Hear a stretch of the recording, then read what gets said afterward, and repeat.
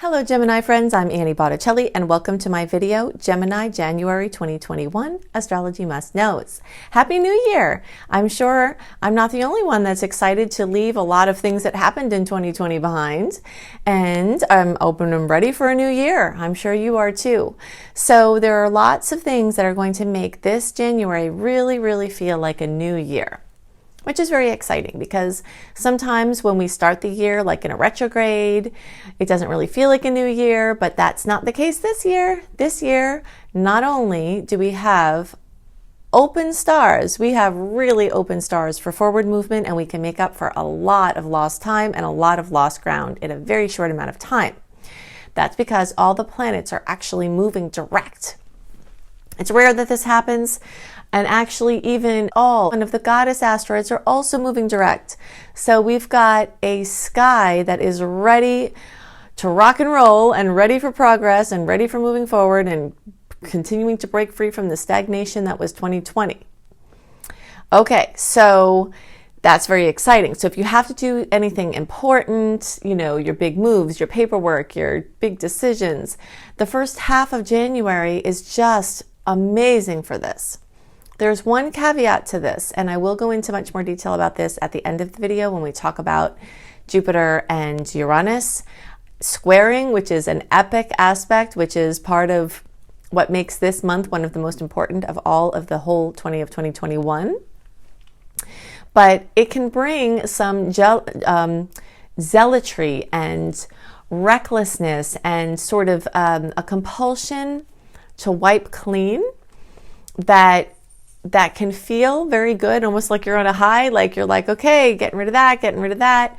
And in some cases, some of that is going to be well warranted. However, because of Jupiter in a square, the tendency towards excess, and because Uranus is like surprises and jolts and things like that, this combination can cause someone to throw the baby out with the bathwater. And that's not what we want to do. So just kind of remember that I said that if you feel yourself on this like clearing out spree, that some of the things that you're clearing out or getting rid of or stepping away from might be things you might wish that you had some more of in the future. So just kind of like keep an eye to the future, keep an eye on precaution, keep an eye on balance and reason, and be careful to not overcommit,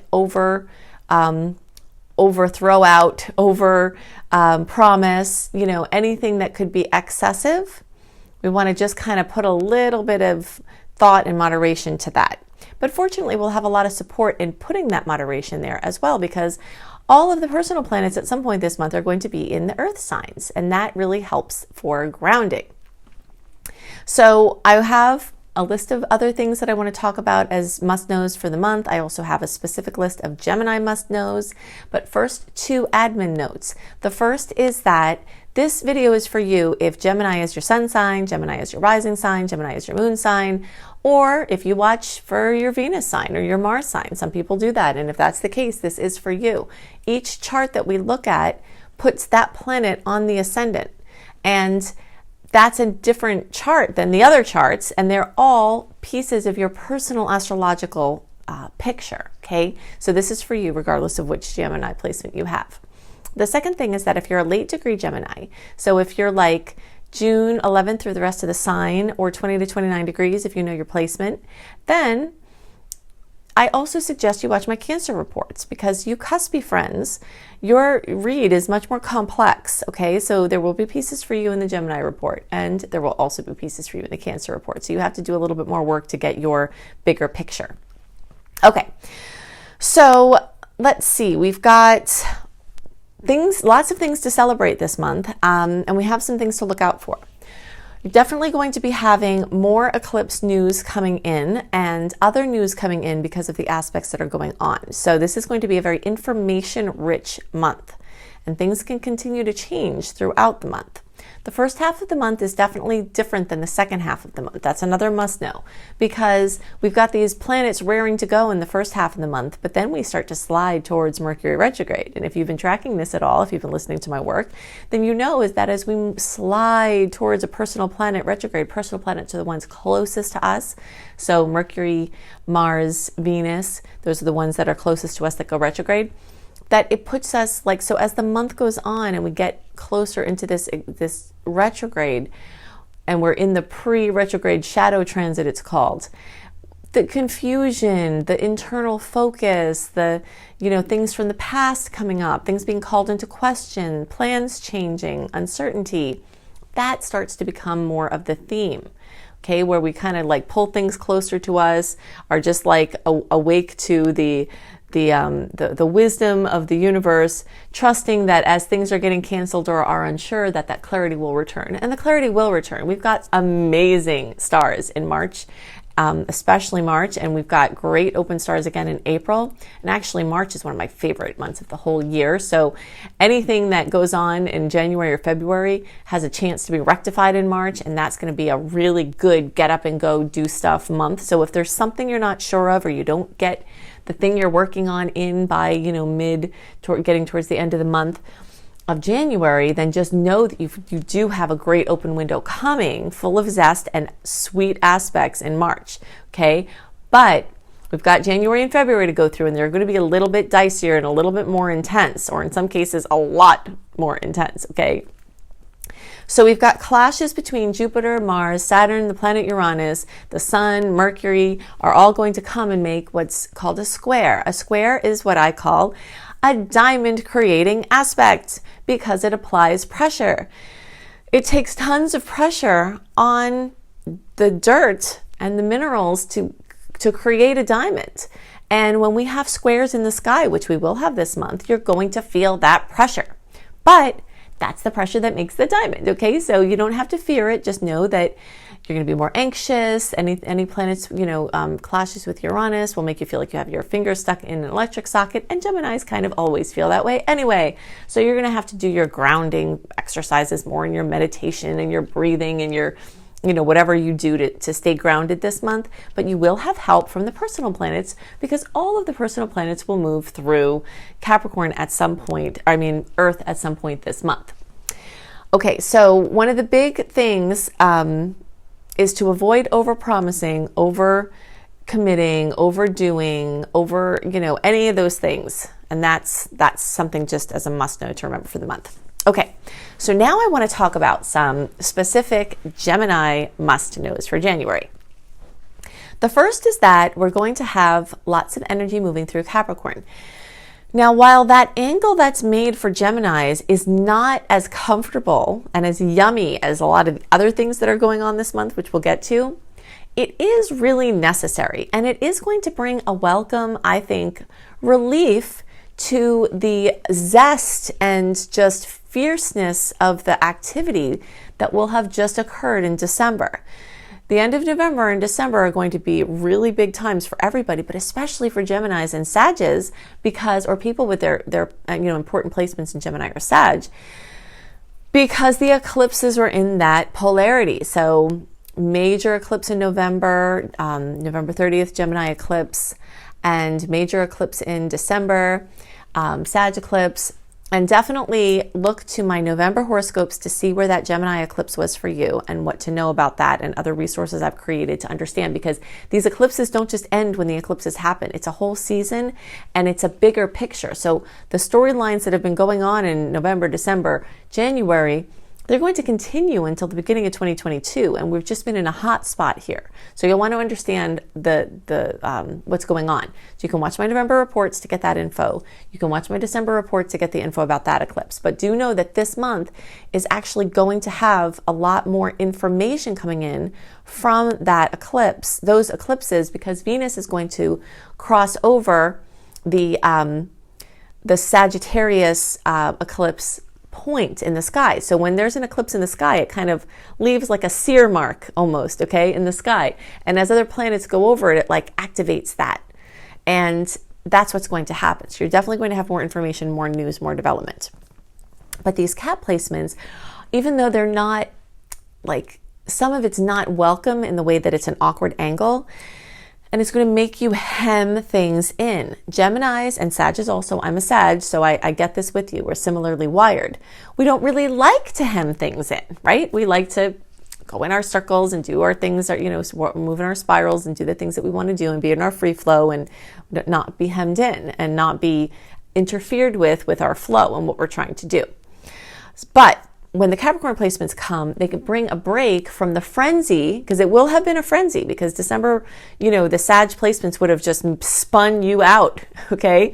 And right, still at the beginning of January, Venus is in Sagittarius, Mars is still in Aries. There's still kind of like this dizziness and overwhelm and busyness that's coming from those placements. So as the planets start to move into Capricorn, it's going to ground that out for you. And even though it might be awkward and annoying in some ways, it's also going to be helpful to you.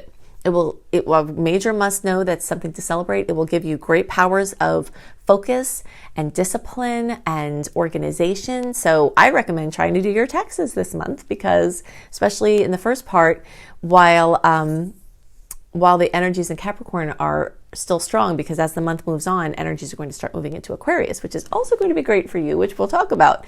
But it's going to be a little bit more, again, like dizzying and scattered and kind of all over the place. But these Cap and then the Mars moving into Taurus energy is going to really help you to do your tedious tasks and get them out of the way, so that when the other planets start coming, like the other signs start getting accentuated in February into March, you're not going to want to do these things, okay? You might not even want to do them now, but you're going to be glad that you took care of them. So it might be helpful for you to make a list of the things that you're avoiding, or the things that were past due and that you might have to do in the next few months, and try to knuckle down and get them done. Okay. The second thing that is a must know for Gemini for January 2021 is that Jupiter and Saturn are moving into Aquarius. And also the Sun will move into Aquarius, and also Mercury will blaze through Aquarius. And so whenever there are planets in Aquarius, this is amazing for Gemini, because it makes the most favorable angle in all of astrology, the trine. The trine gives you beautiful kisses, and these are the types of kisses that you might not have to do anything to even get the benefit from. Another angle, the 60-degree angle that occurs sometimes, which is not what we're talking about here, sometimes means you have to do something with what's coming in order to get the goodness. But this is like things could just show up on your doorstep. Things that you've done already, can manifest. And because of all the earth energy, things are going to be manifesting like crazy, because they're taking a physical form from all of this earth energy. So every Gemini, early, middle, and late degree placements are going to benefit from all of this. And by the way, the other thing that did I mention that already? I did. I wanted to tell you late degrees to watch the Cancer also. Okay, but I did that. But anyway, so this energy in Aquarius is very excessive this month, and it's going to continue into February for the personal planets, and it's going to continue for the whole year, in some form or fashion, because of the outer planets. So this can really, really help Geminis that have had a rough time over the previous years. This can help you to get back on your feet, to restore things in a big way, to make up for lost time.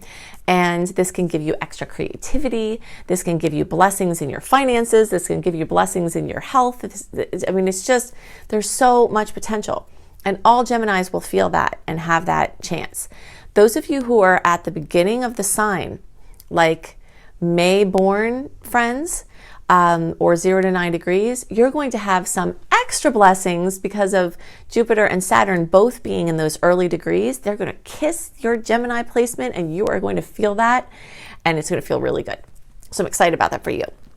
Okay, so the next Gemini January 2021 must know is that these Gemini and Sagittarius eclipse cycles, like I said, the news is still coming in, but you're going to kind of be reeling from the changes that already happened, and your head is going to be spinning from the changes that are about to happen, okay? So you might have gone through a lot of change, but the change is not done for you yet, okay? So you need to know that, and you'll have more information about that coming this month.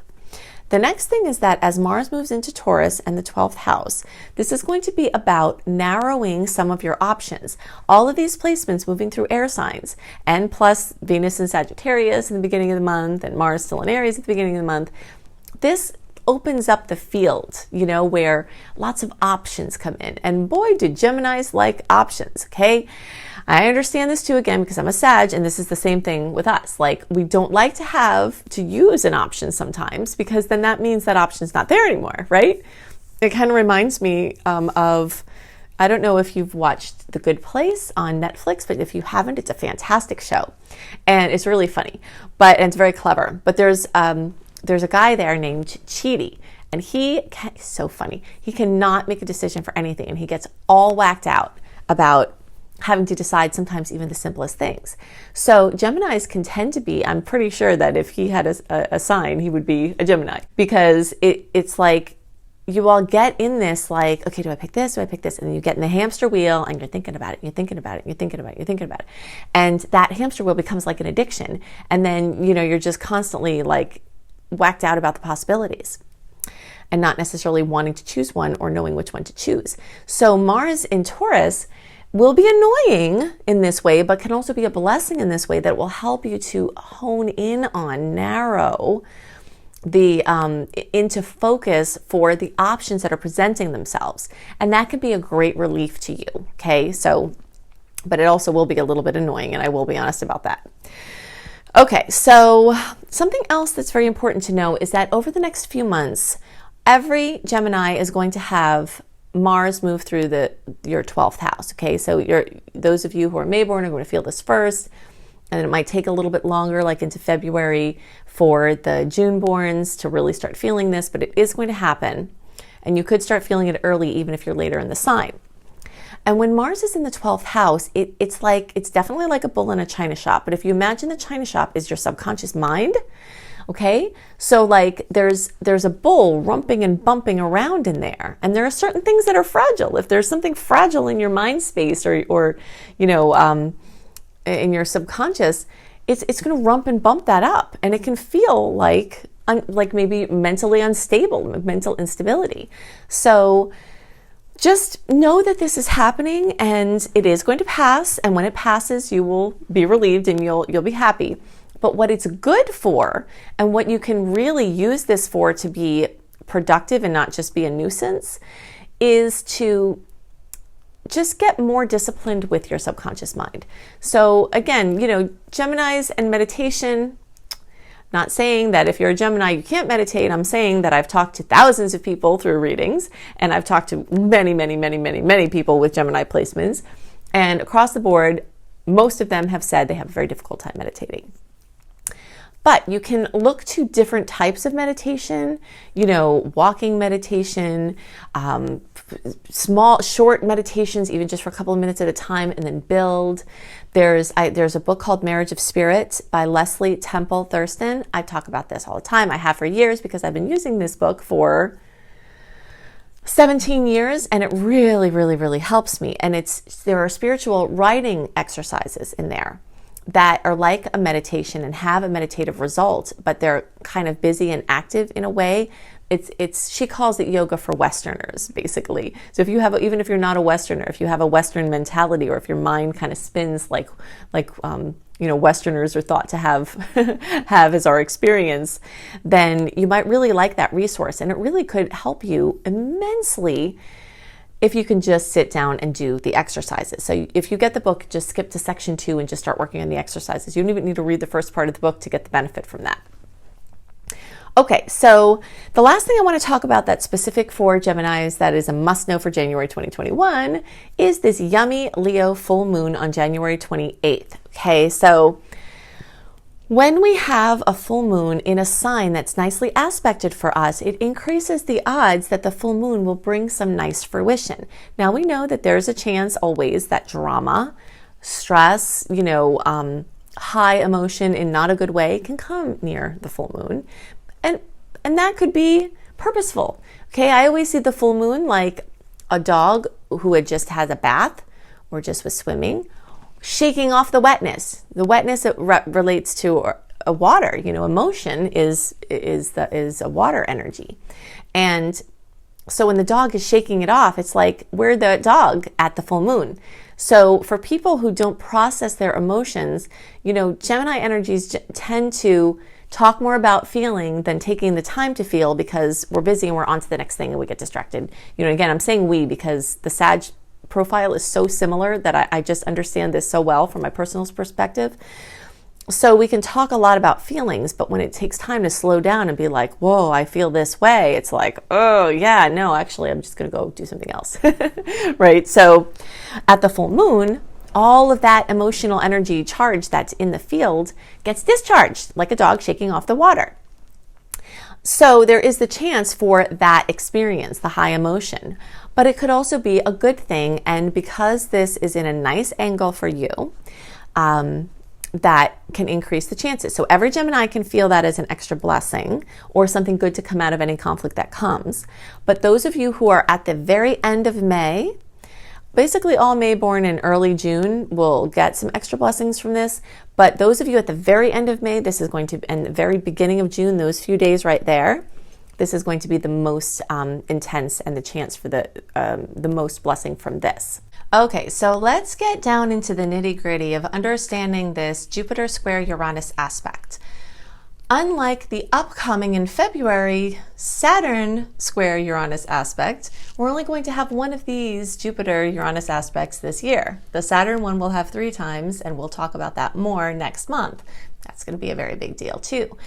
But it's important to understand, like, there are must-knows about this transit because it is a biggie. Whenever the outer planets come in close connection, or exact connection in this case, it definitely brings notable things globally down to the individual level, okay? So the first must-know here is that you will feel very anxious, okay?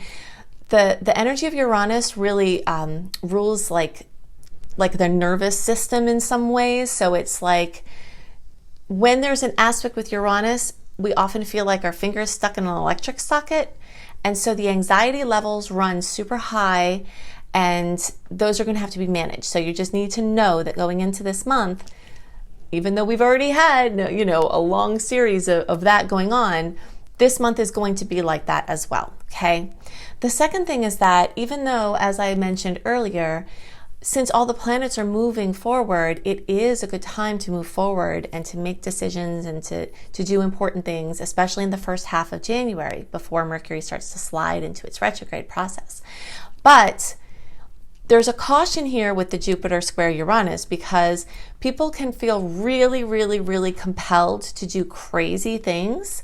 And some of those, if there's like a calculated risk involved, could turn out really well, but there could be an interference with the discernment process of figuring out what those things are. So like extravagance, erratic behavior, because Jupiter rules excess. So like big purchases, big commitments, big, trying to cut something off or big decisions about like kind of making a clean slate, a clean cut, and then moving forward, like trying to cut ties completely.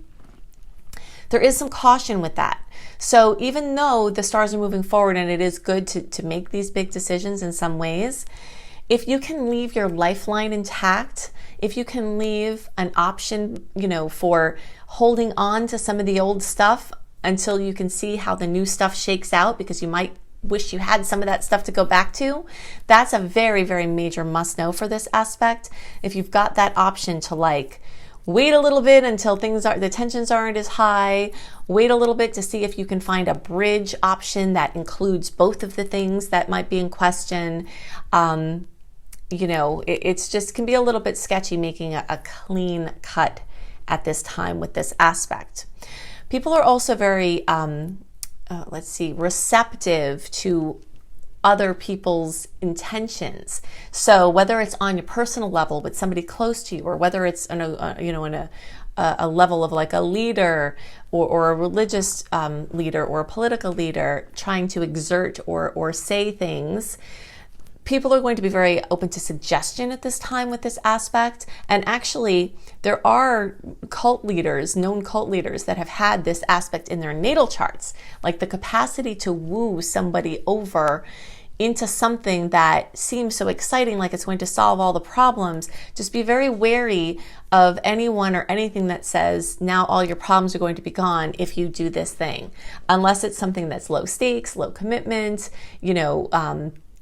has protections in order, isn't like one of those big clean cut where you're just like completely separating, if it's something that seems reasonable, and maybe you might not even know if it's reasonable, that's the difficulty. I would say have like people that you trust to cross-reference before you do anything crazy with this aspect, okay? So, let me see what else I wanted to tell you about this. So the energy of rebellion is going to be very strong because of the planet Uranus ruling Aquarius, and now Jupiter's in Aquarius and Saturn's in Aquarius, and then we've got these aspects with Uranus, which rules Aquarius, so it's like the energy of like being a rebel, breaking free is going to be very strong, and you will be able. That's one of the very plus sides of this aspect, even though it is a challenging aspect, we could call it, it's a point of tension. You can break free of things that were shackling you.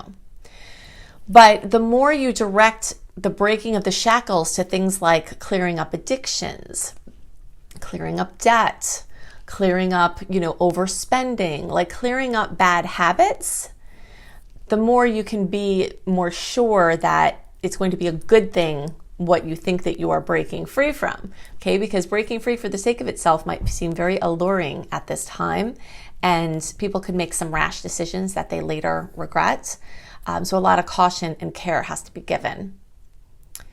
Okay, let me see if there's anything else. Yeah, so there, along with this can also come like impatience, because you're wanting to make it happen, and towards the middle of the month and things might start slowing down again, or here I'm telling you, like, take a little caution when you move forward. So there could be some of this like frustration with not feeling clear about something. But if you don't feel super clear about something, then definitely I would suggest waiting it out a little longer.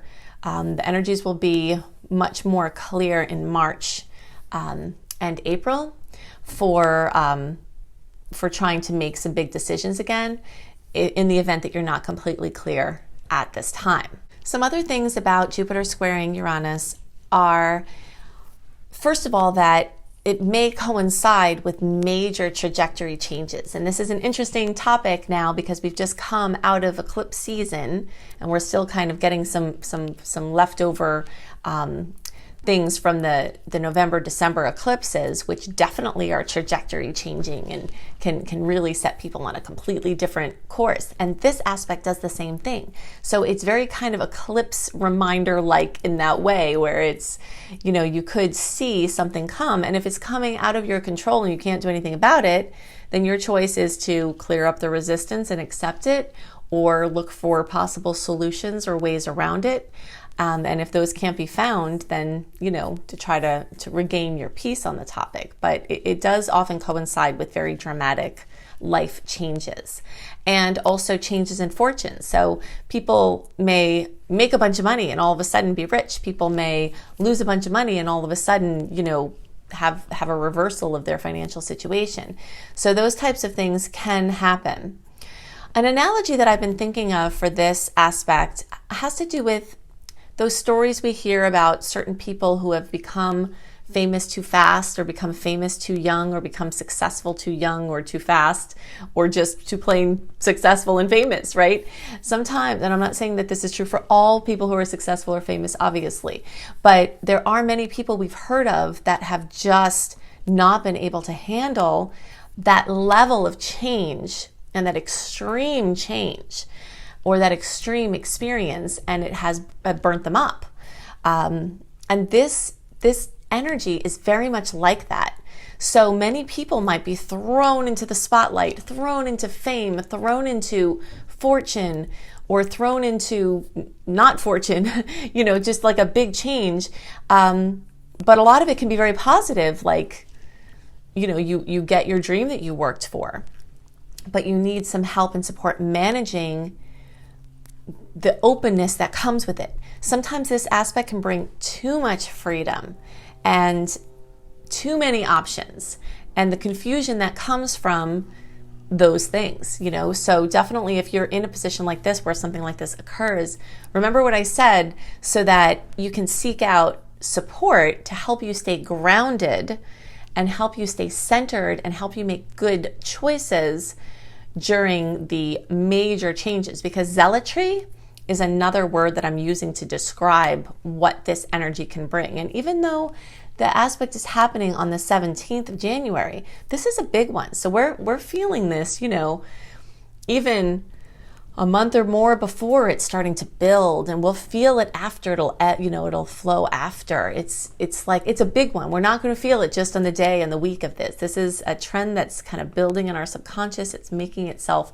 more external the closer we get to the middle of January, and then it's present all through January. Really, this is strong, and then it will start to fade out into February and into the beginning of March. Then that cycle will be complete with this particular aspect, but it is much more longer lived, and it can create very permanent effects as well, depending on the decisions made. So just be excited if your life is expanding in wonderful ways, but just keep your center and be very cautious with the decisions that you make, understanding all of these pieces now. Okay, so I know I've given you a lot to digest here. If you would like to have even more information on how you can understand and utilize the energies at play from the planetary perspective, then go to anniehelpsyou.com.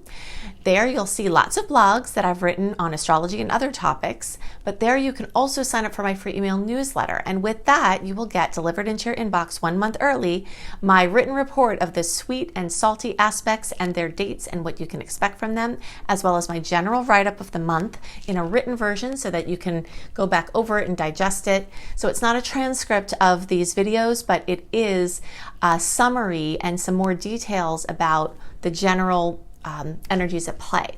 Okay, so you can get that at anniehelpsyou.com, and you'll also receive my 28-day virtual coaching program called Shine for free as a member of my email community. Okay, so all that's at anniehelpsyou.com.